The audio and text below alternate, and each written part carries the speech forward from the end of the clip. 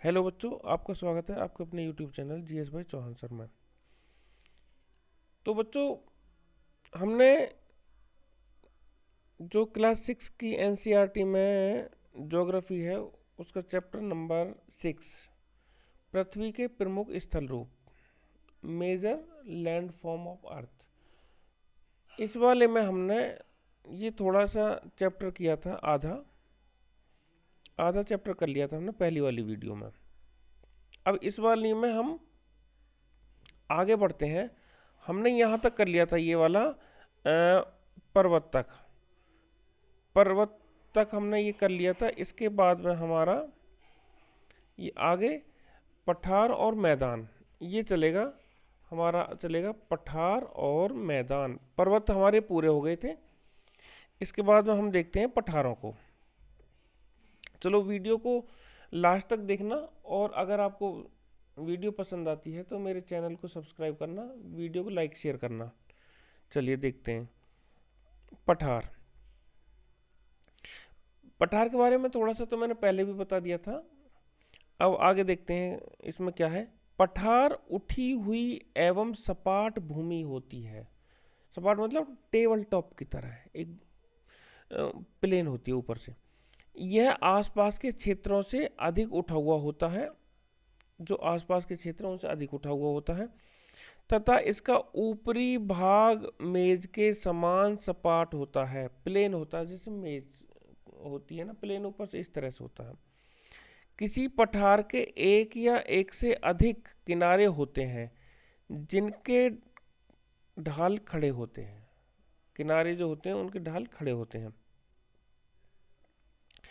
पठारों की ऊंचाई प्राय कुछ सौ मीटर से लेकर कई हजार मीटर तक हो सकती है, मतलब सैकड़ों मीटर से हजारों मीटर तक ये हो सकते हैं ऊंचाई में। पर्वतों पर्वतों की तरह पठार भी नए या पुराने हो सकते हैं। पठार भी नए और पुराने हो सकते हैं। जैसे अब हमारे एग्जाम्पल देखते हैं। भारत में दक्कन पठार, भारत में जो दक्कन का पठार है वो पुराने पठारों में से एक है। जो पुराने पठार है उनमें से एक दक्कन का पठार है।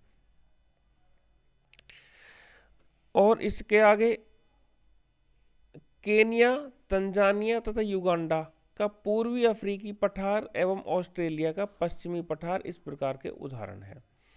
तिब्बत का पठार विश्व का सबसे ऊंचा पठार है। ये चीज़ ध्यान रखने वाली है। ये मेन क्वेश्चन बन जाता है जीके का कि सबसे ऊंचा पठार कौन सा है और उसकी ऊंचाई कितनी है। तो सबसे ऊंचा जो पठार है वो तिब्बत का पठार है। तिब्बत का पठार सबसे ऊंचा पठार है और उसकी ऊंचाई 4000 से 6000 मीटर तक की है। उसकी ऊंचाई जो है तिब्बत के पठार की। पठार, अब इनके थोड़े से वो देख लें उपयोग, इनके क्या क्या उपयोग है। पठार बहुत उपयोगी होते हैं क्योंकि उनमें खनिजों की प्रचुरता होती है। प्रचुर मात्रा में उसमें खनिज पाए जाते हैं पठारों में। यही कारण है कि विश्व के बहुत से खनन क्षेत्र पठारी भागों में स्थित हैं। खनन क्षेत्र मतलब जहाँ खुदाई होती है, खनन का काम होता है, तो वो पठारी क्षेत्रों में स्थित है, खनन वाले जो एरिया हैं। तो अफ्रीका का पठार सोना एवं हीरों के खनन के लिए प्रसिद्ध है। भारत में छोटा नागपुर के पठार में, तो ये छोटा नागपुर भारत में है, तो इसके पठार में क्या है, लोहा, कोयला तथा मैग्नीज के बहुत बड़े भंडार पाए जाते हैं। इसके आगे पठारी क्षेत्रों में बहुत से जलप्रपात हो सकते हैं। जो है वाटरफॉल जो होते हैं, जलप्रपात हैं, तो पठारी क्षेत्रों में हो सकते हैं क्योंकि यहाँ नदियाँ ऊंचाई से गिरती हैं, काफ़ी ऊंचाई से नदियाँ गिरती हैं। भारत में छोटा नागपुर पठार पर स्वर्णरेखा नदी पर स्थित हुंडरू जलप्रपात तथा कर्नाटक में जोग जलप्रपात इस प्रकार के जलप्रपातों के उदाहरण हैं। ठीक। लावा पठार में, जो लावा के द्वारा पठार बनता है, लावा पठार में क्या होती है, काली मिट्टी ज़्यादा पाई जाती है। काली मिट्टी की अधिकता होती है। काली मिट्टी उपजाऊ होती है, बहुत अच्छी होती है खेती के लिए। तो कई पठारों में रमणीय स्थल भी होते हैं जो पर्यटकों को अपनी ओर आकर्षित करते हैं। ऐसा है कि बहुत सारे इसमें इनमें टूरिस्ट प्लेस भी होते हैं और जो टूरिस्ट लोग हैं इनकी तरफ आकर्षित होते हैं।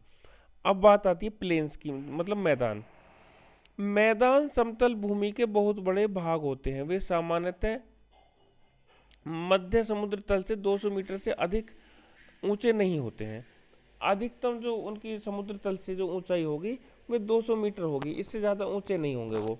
तो ये जो प्लेन होते हैं वो, कुछ मैदान काफ़ी समतल होते हैं तथा कुछ उर्मिल तथा तरंगित हो सकते हैं, मतलब वेव टाइप में हो सकते हैं। और लेकिन कुछ जो होते हैं काफ़ी समतल होते हैं। अधिकांश मैदान नदियों तथा उनकी सहायक नदियों के द्वारा बने होते हैं। नदियां पर्वतों के ढालों पर नीचे की ओर बहती हैं तथा उन्हें अपर्दित कर देती हैं, वहाँ कटान कर देती हैं मिट्टी का। तो जो मिट्टी है, बालू है, जो भी चीज़ें हैं वहाँ से, तो वे अपर्दित पदार्थों को अपने साथ ले जाती हैं आगे की ओर। अपने साथ ढोए जाने वाले पदार्थों जैसे पत्थर, बालू, सिल्ट, इनको वो घाटियों में निक्षेपित कर देती हैं, घाटियों में छोड़ देती हैं वहाँ पे। इन्हीं निक्षेपों से मैदानों का निर्माण होता है। इसी तरह से मैदानों का निर्माण हो जाता है। इसके बाद सामान्यतः मैदान बहुत अधिक उपजाऊ होते हैं। मैदान जो होते हैं बहुत अधिक उपजाऊ होते हैं। तो यहाँ परिवहन के साधनों का निर्माण करना आसान होता है, इसलिए ये मैदान विश्व के सबसे अधिक जनसंख्या वाले भाग होते हैं। तो क्या होता है कि इन मैदानों में जो प्लेन ज़मीन है जहाँ पर, तो वहाँ पे परिवहन के साधनों का निर्माण हम आराम से कर सकते हैं। आने जाने के संसाधन हमारे पास प्रचुर मात्रा में होते हैं यहाँ पर।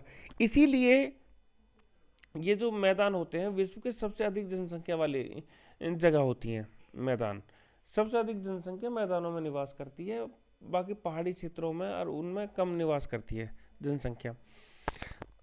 तो नदियों द्वारा बनाए गए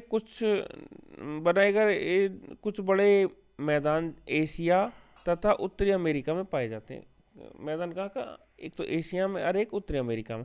एशिया में स्थित गंगा एवं ब्रह्मपुत्र का मैदान तथा चीन में यांगत्से नदी का मैदान इसके प्रमुख उदाहरण हैं।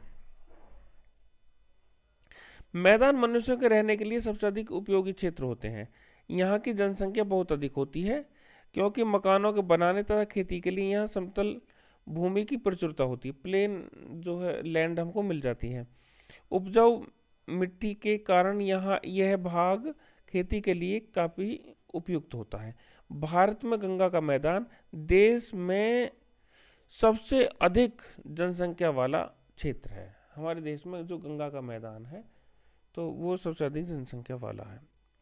इसके बाद में स्थल, रूप एवं लोग। स्थल रूपों की विभिन्नता के अनुरूप ही मानव विभिन्न प्रकार से जीवन यापन करते हैं। जैसे जैसे स्थल के रूप हैं वैसे वैसे ही जीवन यापन अलग अलग, पहाड़ों पर अलग है, अलग तरह से जीवन यापन करते हैं और मैदानों में अलग तरह से जीवन यापन करते हैं। पर्वतीय क्षेत्रों का जीवन कठिन होता है, मैदानी क्षेत्रों का जीवन पर्वतीय क्षेत्रों की तुलना में सरल होता है। यहाँ का थोड़ा इजी लाइफ होती है। कहाँ की, मैदानों की। मैदानों में फसलें उगाना, घर बनाना, सड़कें बनाना पर्वतीय क्षेत्रों की तुलना में अधिक आसान होता है। विभिन्न प्रकार के स्थल रूपों पर रहने वाले लोगों के रहन सहन के तरीकों में कुछ अंतर होता है। कभी कभी प्राकृतिक आपदाएं जैसे भूकंप है, ज्वालामुखी उद्गार है, तूफान है या बाढ़ है, ये क्या होते हैं, बहुत विनाश कर देते हैं। इन आकस्मिक घटनाओं के बारे में जागरूकता पैदा करके हम इन आने वाले जो खतरों को हम कम कर सकते हैं, टाल सकते हैं खतरों को। हम कितने तरीकों से जल एवं स्थल को उपयोग में ला सकते हैं, इसका पता हम अपने आसपास के क्षेत्र में लगा सकते हैं। आसपास के क्षेत्र में हमारी किस किस चीज़ की ज़रूरत है, हमें किस तरह की ज़रूरत है, तो उसके अनुसार हम कैसे कैसे इनका उपयोग करेंगे, तो इसका हम आसपास के एरिया में पता लगा सकते हैं। प्राय हम इस स्थल का उपयोग गलत तरीके से करते हैं। गलत तरीके से हम इसलिए कर रहे हैं कि उपजाऊ भूमि पर भी हम मकान निर्माण कर देते हैं, और इसी प्रकार हम लोग कूड़ा कचरा इस तरह से किसी भी भूमि पर या पानी में फेंक देते हैं, मतलब उसे हम प्रदूषित कर देते हैं पानी को, जो कि उन्हें गंदा कर देता है, प्रदूषण फैल जाता है वाटर में। हमें प्रकृति के इस महत्वपूर्ण वरदान का उपयोग इस तरह नहीं करना चाहिए। उपलब्ध भूमि केवल हमारे ही उपयोग के लिए नहीं है, वो सभी के लिए है, केवल हमारे लिए उपयोगी हमारे उपयोग के लिए नहीं है। तो हम जो है उसका उपयोग जो करें देखभाल के करें इस चीज़ को। तो अब इसमें ये सब चित्र दिए गए हैं, तो इसके बाद ही ये चैप्टर हमारा फिनिश हो जाता है, ख़त्म हो गया ये चैप्टर। और अब आपने अगर ये मेरी वीडियो देखी है शुरू से आखिर तक, तो शायद समझ आ गई होगी, नहीं आई हो तो एक दो बार फिर से देख लेना। तो अगर वीडियो मेरी अच्छी लगे तो मेरे चैनल को सब्सक्राइब कर देना, वीडियो को लाइक शेयर कर देना। धन्यवाद।